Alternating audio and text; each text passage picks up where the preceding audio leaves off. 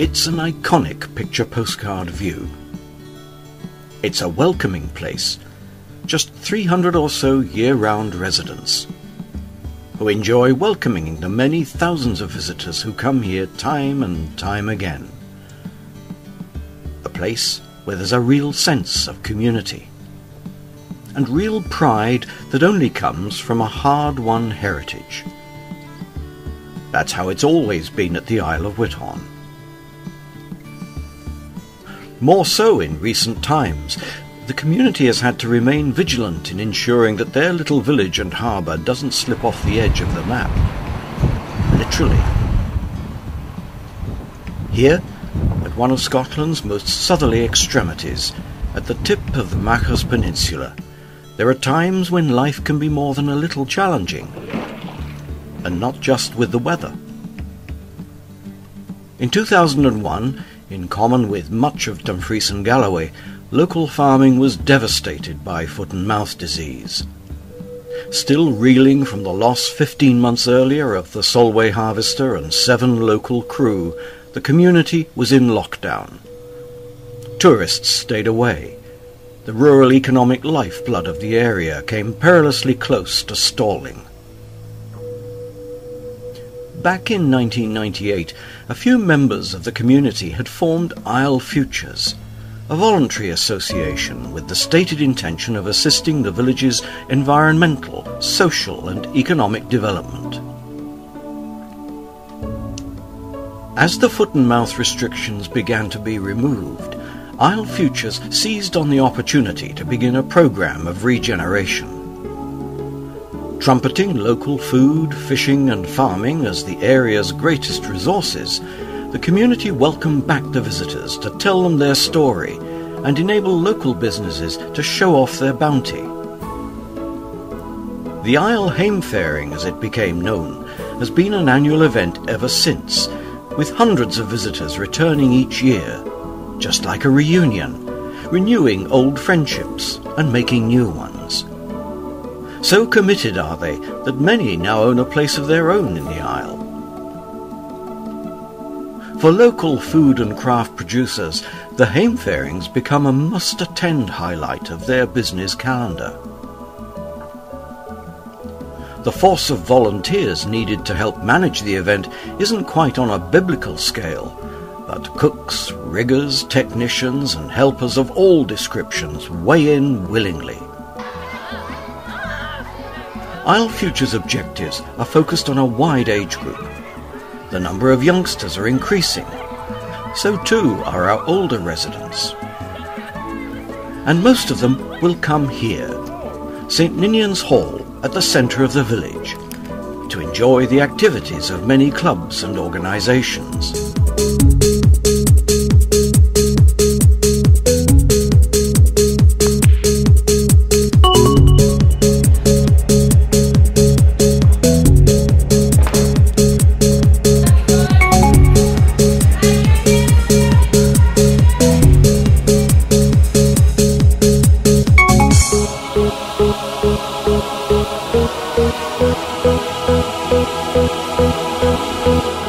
It's a building that has undergone few changes in its 80-year history, until now.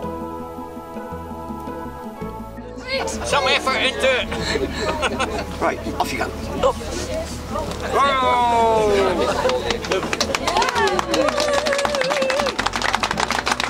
That's it. Very good. Well done, you two.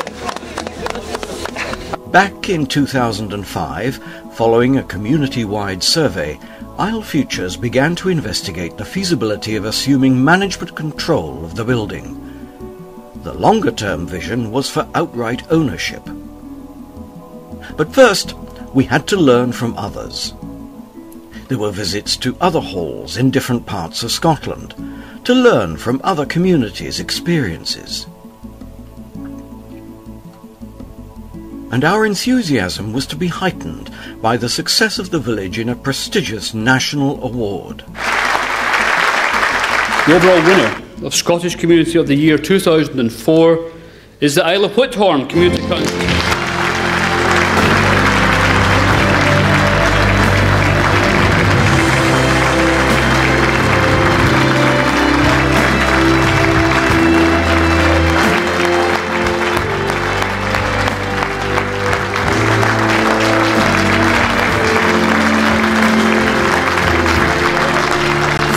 community of just over 300 people who embarked just a few years ago on the long and often challenging road of regeneration, this accolade will surely give them added enthusiasm and greater power to continue and complete the task that lies ahead.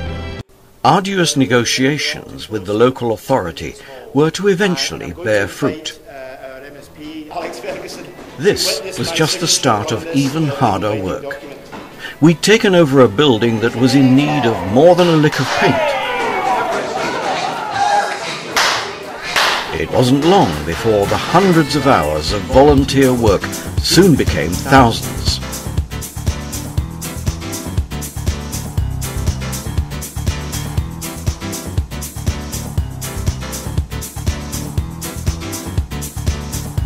We all knew that to make St Ninian's Hall a viable business, because business it now was, we had to create an attractive and versatile place where people could come and enjoy themselves, perhaps to celebrate,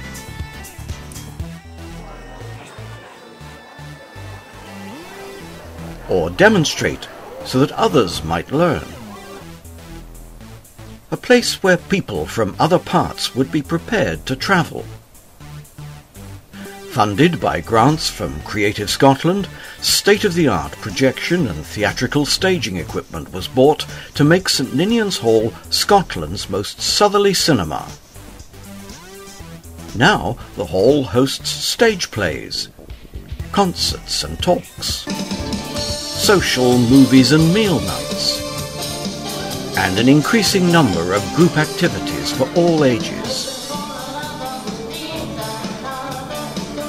The business plan and social enterprise strategy of Isle Futures, with a successful cinema in the wings, were to win us both the Scottish and UK Countryside Alliance Rural Enterprise Awards.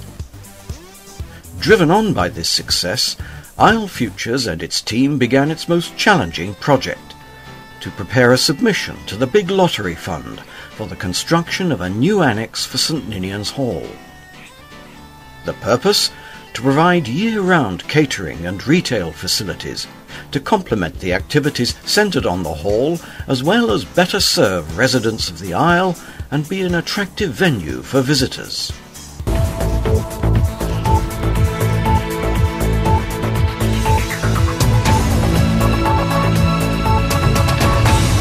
Whithorn in Galloway has emerged as a big winner in the latest round of lottery grants. A Regeneration charity is about to take ownership from Dumfries and Galloway Council of the Village Hall, which it's run as a community hub and cinema for the past 5 years. The charity's been given nearly £1 million of lottery cash to double the hall's size and expand its use. Of course, this is just the beginning.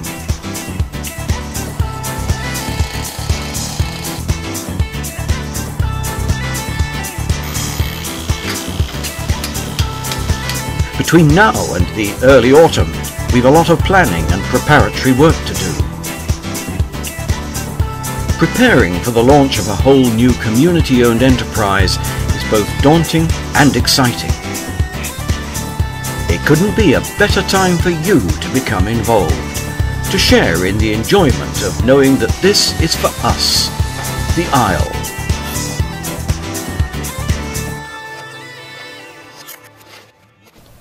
There's still time to help make it happen, and you'll be very welcome.